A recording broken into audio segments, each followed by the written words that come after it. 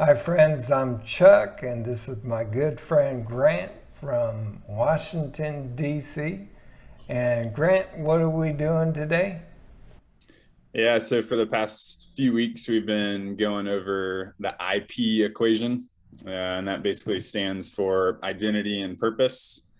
So Chuck and I together have been looking at just different passages that focus on our identity and purpose and kind of breaking it down and talking about what we learn. So today we're looking at Galatians 2:20.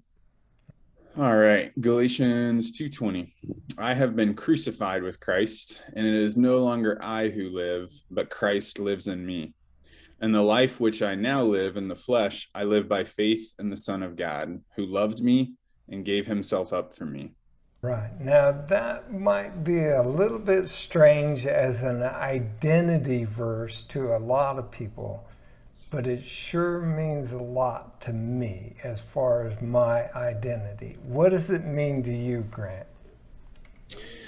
Yeah, the first thing is I'm alive in Christ, which is really freeing.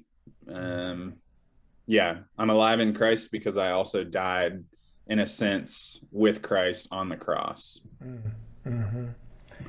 Yeah, I'm glad you didn't start with the death first, because that's, we're trying to give a sense of positive identity in Christ, and Hmm.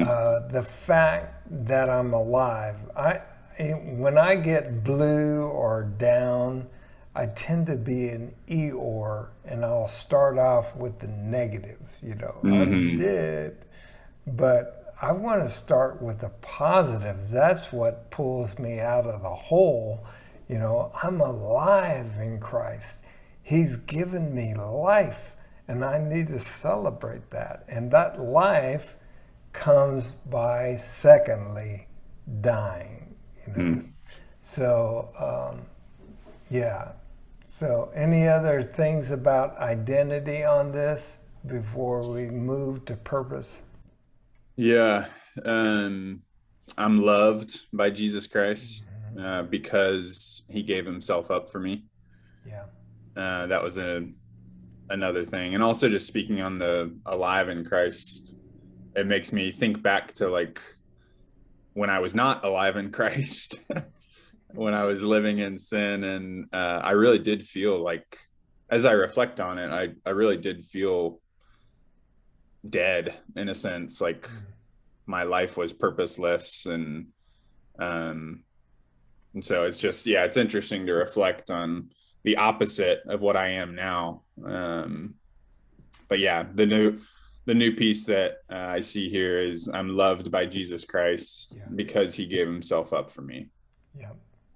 I I I love the love part because that'll pull me out of the hole as well. Mm. Hey, I like to say God's love for us is never in question.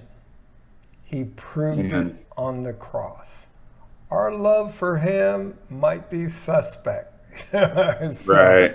but his love for us, there's no doubt about it. So, how about purpose? Yeah. Well, can I add one more thing on the Oh, yes, identity? of course. I cheated a little bit. I went to verse 21.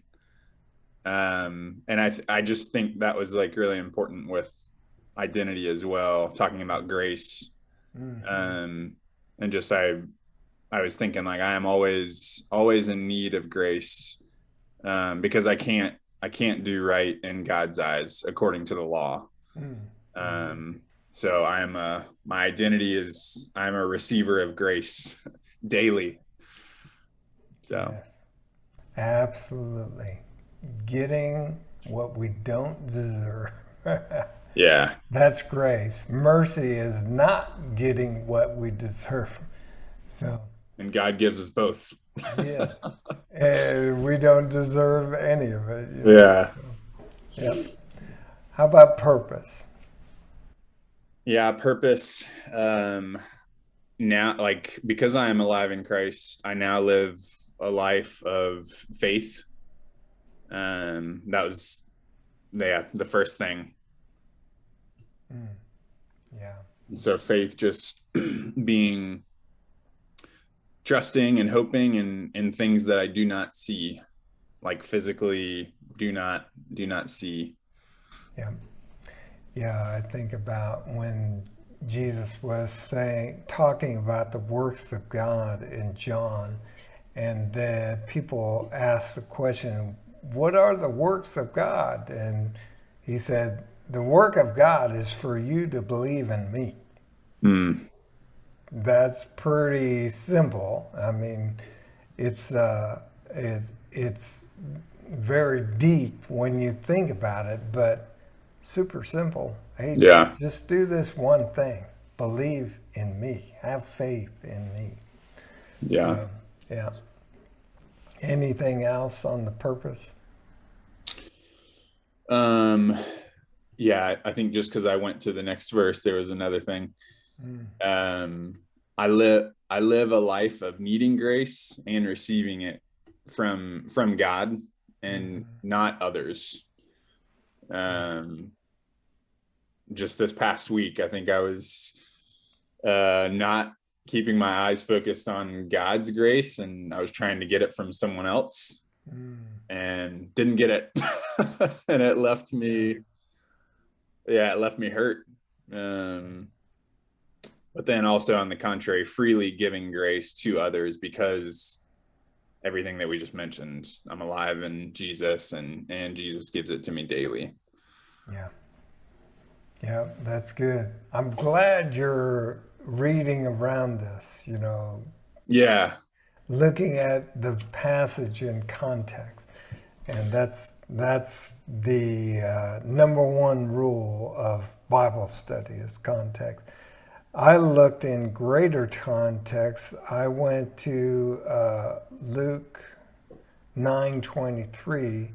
It says, and he was saying to them all, if anyone wishes to come after me, he must deny himself, take up his cross daily, and follow me. And so my purpose is denying myself, taking up that instrument of death, dying to self, as Galatians 2:20 talks about, and following Jesus. And there's no way to follow Jesus without dying to self.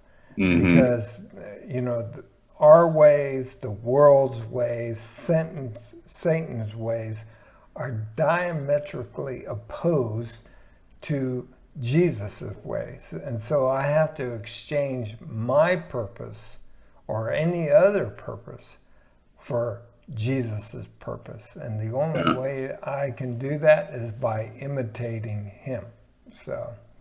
Yeah. And it's, denying yourself is, I feel like it can be so contrary to the world nowadays. I feel like all the time I'm seeing on social media where people are saying, I'm taking time to love myself. I'm taking time to, have you seen that on? Oh yeah. So what would you say the difference there is of Jesus saying, deny yourself, but then there's this other aspect of loving yourself? Does that make sense? Yeah. I do think we need to steward what God has given us, our health, our time, our money. But none of that belongs to us. Yeah. It's all his, and we're just stewarding that. I think the problem comes when we cross the line from stewardship to ownership. Hey, this is my life, and I got to take care of myself. And all of a sudden I get the I disease, I need this and I need that. So that's self-focus. But stewardship is a focus on all these things belong to Jesus. How am I going to take care of them in light of his glory and his kingdom? So I think that's the difference that I see. Yeah, that's a great summary. All right. I think we did that justice. Yeah, All that's right. good. We love you. God bless you. And until next time, keep following Jesus.